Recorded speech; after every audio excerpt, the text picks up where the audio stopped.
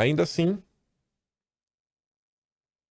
as meretrizes do sistema, dos bancos campeões mundiais de lucro, passando pelos Faria Limers, pelos liberais gulosos, adoradores do espelho, pela imprensa da garganta profunda, mentem, mentem e mentem, empurrando o Brasil rumo à ditadura, aos moldes de Cuba. Enquanto isso, quem luta pela liberdade é rotulado, perseguido, preso e tratado como inimigo. Bem-vindo ao país onde o poste mija no cachorro. E vamos falar desse país. Vamos começar aqui, né? Pelo poste. Vamos falar pelo poste que adora mijar no cachorro. Ciro Nogueira deu entrevista pra Vera Rosa do Estadão. Pra falar que ele não é serviço, não. Não é serviço, não. Ah, Ciro Nogueira, esse cara é uma onda, viu? Escuta só. Senador, há uma avaliação corrente no mundo político de que a direita está batendo cabeça na escolha desse candidato para enfrentar o presidente Lula, não conseguindo se unificar. Há espaço para uma terceira via na próxima disputa? Eu acho difícil. Eu acho difícil porque nós temos os dois líderes populares, os maiores líderes populares dos últimos 50 anos, que é Lula e Bolsonaro. Uhum. É muito difícil qualquer candidato prosperar uma terceira via sem o apoio dos dois. Eu não vejo possibilidade disso acontecer, não. Mas o senhor acha que é possível a direita se unificar em torno de um nome para o primeiro turno? Eu não acho possível, não. Eu tenho certeza que isso vai acontecer. O senhor acha... O instinto de sobrevivência, a importância dessa eleição para o futuro do Brasil não vai nos permitir nós errarmos e, por conta de disputas menores, não colocar os interesses do Brasil acima de interesses pessoais. O senhor gostaria de ser candidato a vice-presidente na chapa, uma chapa liderada por Tarcísio? Eu, na visita, um dos grandes objetivos que eu fiz ao presidente Bolsonaro na última vez foi para comunicar que meu nome não está disponível para isso. Eu fui ser candidato ao Senado pelo meu estado, acho que tenho que cumprir meu papel no Piauí. E tudo o que eu estava falando estava desvirtuando porque eu queria ser vice. Para encerrar essa situação, eu comuniquei ao presidente que você é candidato ao Senado. Comuniquei ao presidente que você é candidato ao Senado.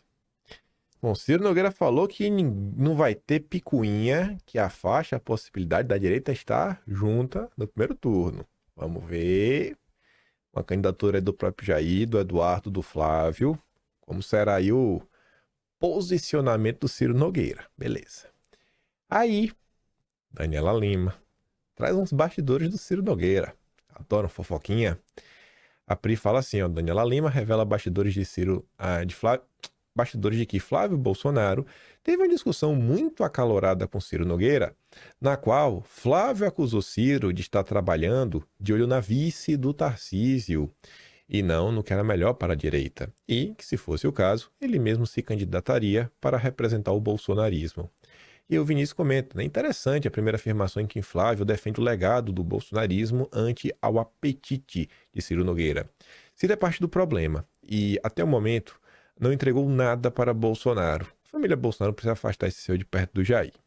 Vamos ver aqui nossa gloriosa Dani Lima. Contam os bastidores, né, que o Flávio Bolsonaro e o Ciro Nogueira tiveram uma discussão muito acalorada, na qual o Flávio Bolsonaro acusou o Ciro de estar trabalhando de olho na vice do Tarcísio de Freitas e não de olho naquilo que era melhor para a direita. E diz que, se fosse o caso, ele próprio seria, assim, o nome da família a representar o bolsonarismo. Por que isso é um problema grande para a direita e para o centrão em especial, né? Porque se houver dois candidatos do mesmo campo, a vida do presidente Lula, que hoje diz que vai disputar a reeleição, vai ficar muito mais fácil.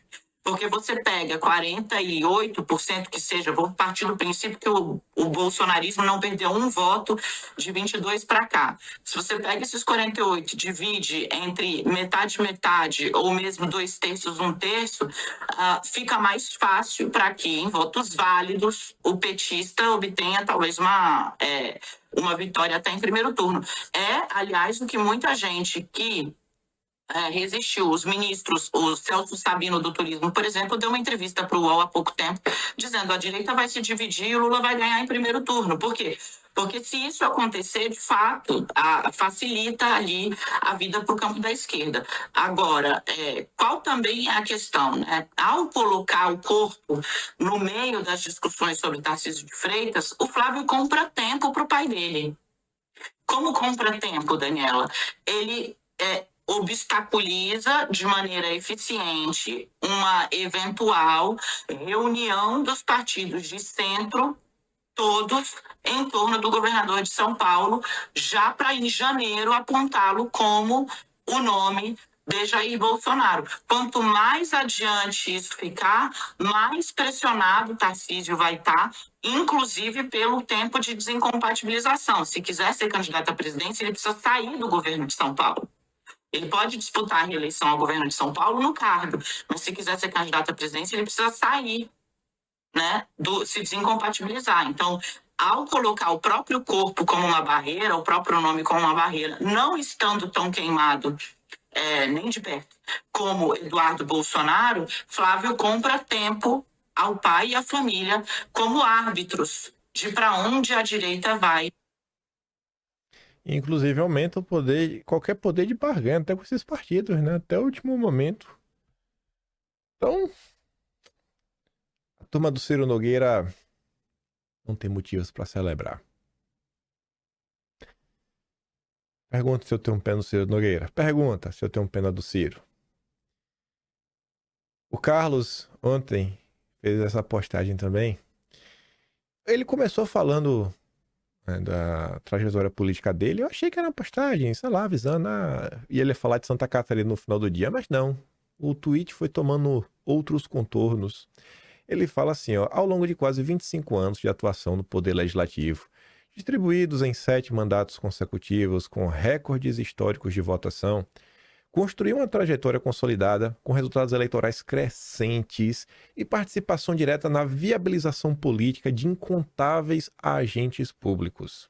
E a viabilização de pessoas não é só porque o Carlos teve votação, né, uma grande votação, e por conta disso ele colocou alguém como vereador. O movimento bolsonarista que está aí, né, e que nós estamos aqui, né, que aí vai não só dos políticos eleitos, mas desse ecossistema de influenciadores, jornalistas, comunicadores dos mais diversos. Então, isso daí tem um dedo não, né? Tem o DNA inteiro aí do Carlos, por mais que alguém tente negar isso. Muitas dessas contribuições ocorreram sem qualquer vínculo pessoal, baseadas exclusivamente na avaliação de alinhamento programático e potencial de contribuição para o fortalecimento de determinadas pautas e diretrizes nacionais. As decisões tomadas ao longo desse período representaram renúncias significativas em termos de estabilidade e projeção política futura, jamais motivadas por interesses individuais e financeiros, coisa prioritária para algumas pessoas. E eu acho, mais uma vez, que isso daqui é inquestionável. Com as votações do Carlos, ele facilmente se elegeria, quiçá, deputado estadual, ia ter, né, um respaldo maior, uma qualidade melhor, porque, pensa o seguinte, você é vereador, quem é que está abaixo de tu? Ninguém. Tu é o vereador, tá na base. Agora, quando você é deputado estadual, a depender, e se você é um cara popular como um Bolsonaro, nada, você já faz dobradinha com alguém. E nada, o deputado tem emenda e tudo mais, você já tem uma base de vereadores que trabalha para você. Tudo é muito mais simples, muito mais gostoso. Fica ali no Rio de Janeiro de boaça, não precisa ficar preso na cidade do Rio de Janeiro, pode dar uma banda no interior, sabe? Muito mais confortável. Não quis. Podia ser deputado federal, podia ter pleiteado outro cargo, em especial em 2018, mas não, vou ficar aqui como vereador, porque, inclusive, pediu licença para, vamos ajudar aqui a realmente eleger um presidente de direita. Já outros, aí tem outras prioridades. Principalmente, eu não nem vou falar que é prioridade financeira, é muito mais interesse individual. Interesse individual, projetinho.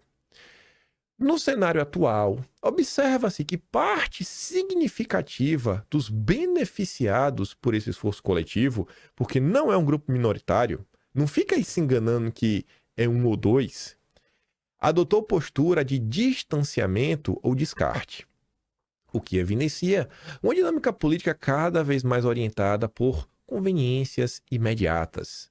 Ainda assim, eu não tenho arrependimento quanto às escolhas realizadas, pois a lógica de contrapartida nunca foi o parâmetro das minhas ações, deixando para o povo sempre amadurecer e entender as exposições. Aqui ele deixa a bola para vocês, né? Amadurecer, se politizar, entender as coisas, não ter esse olhar tão romântico para tudo que acontece, sabe? Às vezes tem muitos sinais por aí. Este registro tem por objetivo apresentar uma reflexão óbvia sobre o ambiente político a cada ciclo eleitoral, marcado por sobreposições de interesses, baixa reciprocidade institucional e impacto direto sobre a vida pessoal e familiar de quem atua de forma transparente e comprometida. Registro, por fim, meus cumprimentos a todos. Aí, dá logo aqui play, primeiro no vídeo, depois eu leio o que o Mário Frias e a Atsuki falaram. Veja esse bate-bola na CNN entre a Jussara, o Caio Junqueira e a Thaís Herédia.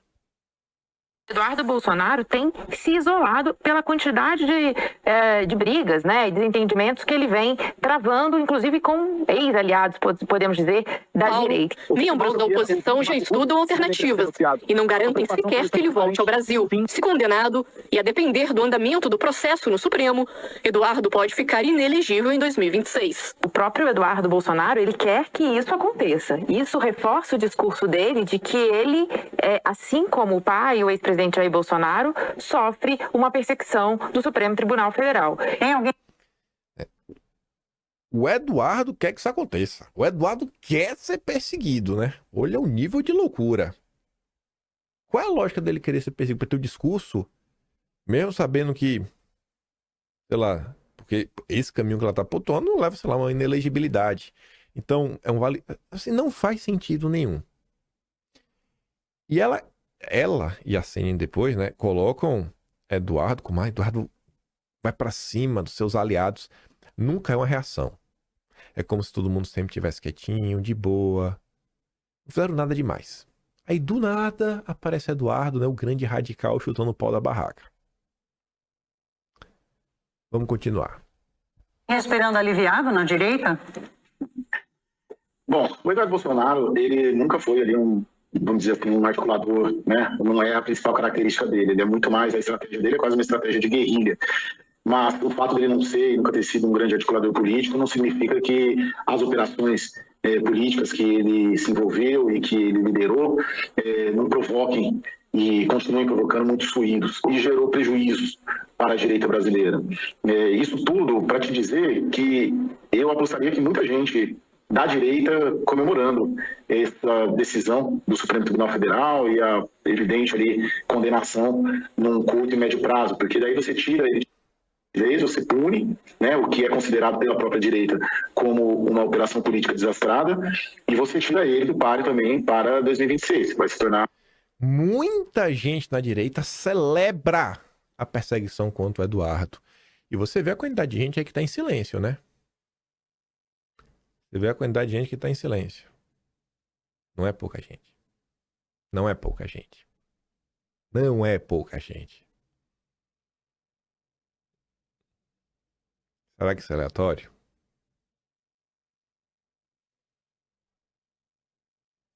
Ó. Será que é aleatório? Aí o povo acha que é brincadeira, né? E vai ficando cada vez mais clara a coleirinha do Deltan nessa galera. E ainda mais porque você vai tirar Eduardo, abre caminho. O Salles deve estar feliz da vida, né? O Sabugosa já tinha sido rifado. Aí agora aquele voto de chantagem, né? Ou você vota em mim, ou a esquerda vai levar o Senado. Tem muita gente aí, né, que tá feliz da vida com a perseguição contra Eduardo. Um sujeito inelegível, né? Então, acho que grande parte da direita, tirando esse núcleo duro mais bolsonarista raiz, comemora, surpreendentemente até, essa posição e essa decisão do Supremo e a provável condenação quando ela vier. Nesse meio tempo, o que eles querem, de modo geral? A família Bolsonaro quer ter algum tipo de encaminhamento, Thaís, sobre o futuro do bolsonarismo, porque já há uma reclamação de que nesse período em que Bolsonaro está em prisão domiciliar, muitos já têm visto aliados tentando se distanciar, soltando a mão de Bolsonaro, inclusive para saber se dá para seguir sem Bolsonaro. Essa é uma percepção de integrantes da família, de pessoas muito próximas do núcleo Bolsonaro, do núcleo duro de Bolsonaro. Ai, não vou falar nem do Pedrinho, do Cid Pica-Pau Amarelo, para depois não reclamarem comigo. A Atsuki fala assim, ó, Eduardo briga com ex-aliados da direita e está isolado. A Atsuki fala, peraí, ele briga ou reage? A imprensa, assim como boa parte da direita, ignora a ação e reage à reação. E o Mário, né, basicamente pega a mesma coisa que a Tsuki coloca, né? Coloca aspas de novo. Briga ou reage? A principal parte da direita permitida finge não ver a ação, mas se incomoda profundamente com a reação, né? Se não ficou claro o que a Tsuki falou, o Mário reforça. E depois ele sai em defesa de Eduardo, né? Mostrando aí que, bicho, qualquer pessoa minimamente honrada ia sair na defesa do que é certo, né? No mínimo. E se defender, né? Porque se defender neste país é errado. Você tem que apanhar calado. Você tem que apanhar calado. Aí o Carlos também reforça, né? Tem muito método. Aniquilar o nome Bolsonaro é a meta número 1 desde sempre. Infelizmente, jamais qualquer um pensaria que seria de forma tão cruel e dissimulada. O sistema está nu. Aí, gente, sobre direita permitida, tudo mais. Tive de dar uns bizus. Na verdade, o que me levou a dar um bizu em Olavo foram algumas coisas que eu achei, mas que eu acho que não é o momento de comentar, porque ia ser muita gritaria e não sei se também ia servir de nada pro presente momento. Mas tinha umas postagens curiosas do Olavo. Em algum momento a gente vai falar sobre isso. Mas, indo atrás de algumas postagens que eu sabia o que eu queria procurar, eu vi o Olavo usar um termo que era direitismo. Eu falei, cara, deixa eu ver umas coisas aqui ligadas a direitismo. E eu achei algumas postagens muito boas, que eu acho que encaixam como luva, para você ver o Brasil no passado, mais distante, não tão distante, e comparar com os dias de hoje, para você ver que não é maluquice, você não tá ficando louco, né? Não é uma teoria da conspiração sem pé na cabeça, é real. O que está acontecendo é real e é o status quo desde sempre. E eu tô falando do quê? Ó? Veja só. No Brasil, a medida máxima do direitismo admitido, a direita permitida, o máximo que você pode ser é o Arnaldo Jabor. Se o sujeito disse alguma coisinha contra o PT, no instante seguinte, tem de dar o mesmo tratamento ao Trump para não se sentir mal. Isso em 6 de fevereiro de 2017. Aí vai para 10 de julho. Ah, já entendi. O máximo de direitismo admissível é o Dória. Naquele momento ali, Bolsonaro já era extremista. Não dava para aceitar Bolsonaro. 30 de dezembro de 2019. No mundo, esse texto aqui é a cara do Ciro Nogueira. No mundo, as duas pontas do carro de guerra ideológico são esquerdismo e direitismo. Cada um puxando para um lado. A esquerda puxa para a esquerda e a direita puxa para a direita. É o normal. No Brasil, são o esquerdismo e o pragmatismo, o centro. O primeiro puxa para a esquerda e o segundo se orgulha de jamais puxar para a direita. No máximo, a centro-direita. É ou não é o Brasil? O que o Olavo está relatando ali, 6 anos atrás, não é o que está acontecendo exatamente hoje? Você pode me apontar quem que está querendo puxar para a direita? É o Ratinho Júnior? É o Tarcísio? Ontem, inclusive, o nosso grande governo Tarcísio, isso é uma matéria aí na esquerda, nem trouxe para não pirraçar, mas vou falar agora. O Tarcísio é defensor do Estado mínimo. Aí ele criou uma secretaria que empregou lá uns aliados da primeira-dama. Então parece que Estado mínimo é só para os outros, né? Para quando é família, é Estado máximo. Falei, chora, reclama. É isso aí, Tarcísio. Parabéns. Mais uma. Só tá melhorando. 12 de junho de 2017. Reduzir cada vez mais a margem do direitismo permitido de maneira progressiva e inexorável é uma das metas prioritárias de toda a grande mídia mundial. Nos Estados Unidos, basta ter votado em Trump ou apoiá-lo, sabe, de algum modo, para você entrar na categoria de extrema-direita. O que significa que 50% dos americanos estão em vias de serem criminalizados como extremistas e terroristas em potencial. Assim, não é aleatório. Existe uma atuação ativa para você ser considerado extremista e cada vez mais fechar o que é, né, aceito como direita no Brasil. E aí, voltando ainda mais no tempo, na época que a direita era o Aécio Neves, 5 de novembro de 2014, aquela eleição Dilma versus Aécio. Nas eleições presidenciais de 2006 e 2010, o senhor Lula festejou o fato de que todos os candidatos eram de esquerda, considerando isso a perfeição da democracia. Desde então, tornou-se hábito geral da mídia iluminada tratar o PSDB, ora, como partido de esquerda, para celebrar a perfeição da democracia, e ora, como partido de direita, para assinalar que ele representava o máximo de direitismo admissível. Se você está além do PSDB, você é extremista. Enfim, né? E com isso, condenar como extremado, o que quer que estivesse à direita de José Serra, isto é, da direita da esquerda. Com isso, tornou-se a coisa mais fácil do mundo banir para sempre e toda e qualquer opinião de direita e continuar fazendo de conta que no Brasil reina o mais lindo pluralismo democrático. Coloquei esse texto aqui, mas deixa eu só conferir. Tá na sequência. Eu fiquei na dúvida se eu colocava 3 postagens extras do Olavo antes ou depois desse texto.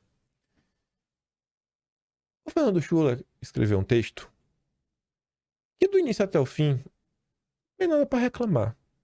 Não tem, óbvio que tem para reclamar, mas assim, não tem nada falso.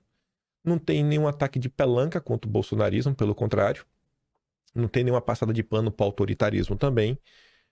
Mas assim, é ruim. Aí você fala, pô, mas tu pega no pé por tudo, né? Beleza, eu vou falar porque eu achei esse texto aqui muito ruim. E aí depois você avalia se eu peguei no pé só para pegar no pé. Deixa eu te dar o contexto. Mas primeiro vamos analisá-lo, né?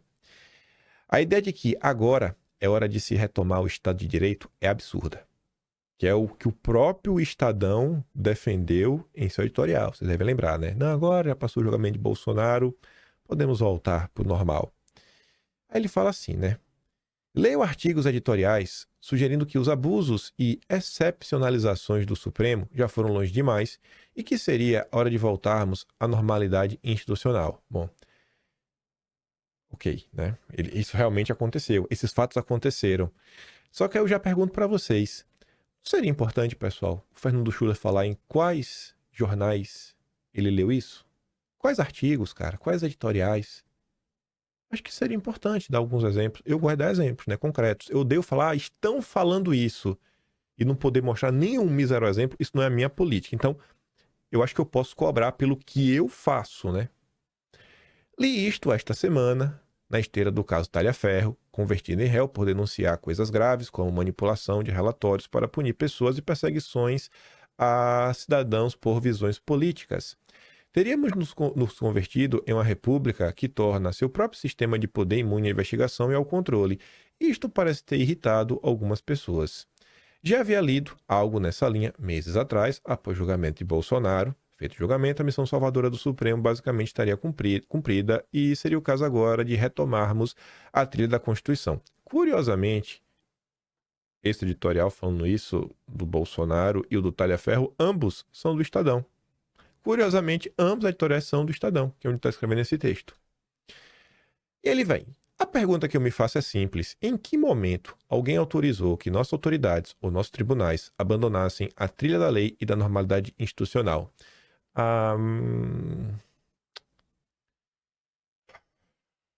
Vou ver uma autorização. Deixa eu pegar um bom marco para autorização. Um bom marco para autorização. Olha, eu acho que setembro de 2019 dá para ser um bom marco. Setembro de 2019, se não foi setembro, foi no início de outubro. A gente tem o Blogueiros de Crachá, da revista Cruzoé, que passa os alvos para dar gás na CPM das fake news e finalmente começa a levar as pessoas da direita. E quando a Vera Rosa do Estadão publica pela primeira vez a matéria com o termo Gabinete do Ódio. Essas matérias não estão autorizando a perseguição. Mas quando você faz 2 matérias para incriminar pessoas, por inferência lógica, se você está tentando criminalizar alguém, é porque você quer que o sistema vá para cima dessas pessoas. Logo, você autoriza o sistema aí. Então, Schuller, se tu quiser uma data, eu te dou a data. Setembro de 2019. Ali já tem autorização. Pode pressionar, pode perseguir. Pode perseguir. Sua colega de trabalho, de redação, a Vera Rosa, fez esse papel. Flipora Brasil, não sei se é seu amigo. A desrespeitar o juiz natural, converter a Suprema Corte em primeira instância para cidadãos comuns ou mandar tirar cidadãos da internet em casos explícitos de censura prévia, a verdade é que muita gente autorizou, sim. Na mídia, nos próprios editoriais, na academia, a própria ideia de que agora é hora de se retornar ao Estado de Direito é absurda. Quero até olhar aqui, olhar para o celular. Blogueiros de Crachá, quero só ver quando é a data dessa matéria. Blogueiros de Crachá, deixa eu só ver a data. Blogueiro de Crachá.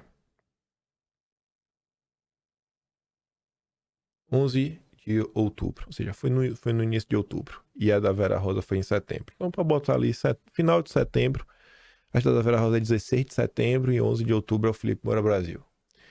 Uma democracia se define exatamente pelo fato que ninguém tem o poder de definir em que momento respeitar ou não a Constituição, de modo que o apelo dessas pessoas foi inócuo. Elas aceitaram logo ali atrás o princípio de que um punhado de autoridade detinha esse misterioso tipo de poder. E se isto era legítimo até o mês passado, por que raios isto não seria agora? Porque agora elas deveriam relaxar, descuidar das fake news, sempre mais perigosas, da democracia, sempre ameaçada pelo fascismo eterno, logo agora que andamos à véspera de um ano eleitoral. Porque elas deveriam desligar o seu modo militante, seguindo o mesmíssimo princípio que todos aceitaram, alegres até o último verão. Quem sabe ajudasse se estas pessoas reconhecessem que a relativização das leis em nome de uma sedutora democracia militante sempre foi um erro, o nome elegante para abuso de poder. Isso daria alguma credibilidade para sua crítica, mas intuo que não ajudaria muito. Criar uma lógica de exceção em uma democracia é relativamente fácil. O difícil é encontrar o botão que desliga o monstrinho depois. E depois ele termina falando, né, que novos mecanismos, aparelhos, prerrogativas, exceções, né, isso foi sendo criado. E aí, por que alguém abriria a mão do poder de inventar leis e tipos penais, mandar calar, bloquear, né, bloquear constitucionalistas, fazer desaparecer denúncias contra si mesmo e punir sob aplausos seu próprio denunciante? Quem abriria a mão desta embriaguez de manejar as peças do jogo social? Observando o Brasil de hoje, diante do medo, da sociedade fragilizada e passiva, digo que ninguém parece ter uma boa resposta. Eu tenho uma resposta boa para o seu texto, que é o quê? Eu vou voltar para cá. E depois eu trago as postagens do Olavo para reforçar. Em primeiro lugar, sem nenhum tititi, sem aumentar, sem teoria da conspiração. O Fernando Schuller só foi contratado pelo Estadão porque o Guzo faleceu. O Estadão tem cota de pessoas de direita. Isso não é piada, isso daqui não é aumentar. Ele foi contratado para entrar no lugar do Guzo, porque o Guzo era pessoa de direita do Estadão. Acabou. Só por causa disso. O Fernando Schuller, ao escrever isso, ele já é a direita permitida. Até porque ele é um liberal, ligado ao PSDB, né? Tem toda uma história aí do tucanato, que o Estadão adora. Segundo ponto. O Estadão faz isso para pegar aquele eleitor de centro, que eles adoram falar, e esse texto serve como uma luva para falar o quê? Olhem, o Estadão denuncia e critica quem relativiza a democracia. Só que é o próprio Estadão que fez isso. Então, se a pessoa não sabe que o Estadão apoiou o regime, patrocinou a censura e deixou claro que agora podia voltar à normalidade, se a pessoa não sabe disso, ao ler um texto como esse, o que o cara pensa? Olha, o Estadão tá do lado certo, né? Não gosto do bolsonarismo, mas fico feliz de ver o Estadão assim. Então, um texto como esse, quando você não cita o Estadão como a causa primária de todo o mal, você ajuda a limpar a barra do próprio jornal. E o terceiro e último aspecto, ele é muito simbólico. Esse texto foi publicado no dia 15 de novembro de 2025. Os golpistas, que são patrões do Fernando Schuller, que pagam o salário dele, que é a família Mesquita, eles fomentaram o golpe. O Estadão foi criado para ser o veículo do golpe. O veículo de propaganda do golpe. Desde 1875. Isso não é achismo. Está datado. A turma ontem do Quinto Elemento, inclusive, publicou um documentário sobre a bucha, que eles vão se debruçar também sobre outros aspectos da bucha, alguns que eu nem comentei em vídeo, vale a pena vocês verem. Então, assim, no dia de expor os golpistas do Estadão, o Fernando Schuller entra para passar pano, cara, porque ele está passando pano. Você tá omitindo as pessoas que fizeram isso. Aí para você ver que essa birra não é de toda, né? Olavo, 3 tweets do Olavo. 80% dos que fazem carreira de direitismo no Brasil são moralmente desprezíveis e indignos de confiança. Isso aqui eu só coloquei, mas não acho que é o caso do Schuller. Só que aí vem, né? O bomocismo é a doença infantil do direitismo. Você é bonzinho, você é bonzinho, eu não quero brigar com ninguém, eu não quero embates, eu não quero colocar dedo na cara, eu não quero dividir a direita. Sabe, tu tá sendo infantilóide com isso daí. Mas acima de tudo mesmo, acho que o tweet que o Fernando Schuller deveria... Tweet não, né? Um post de Facebook em 2 linhas, Fernando Schuller. No Brasil de hoje, a única boa ação que se concebe é falar mal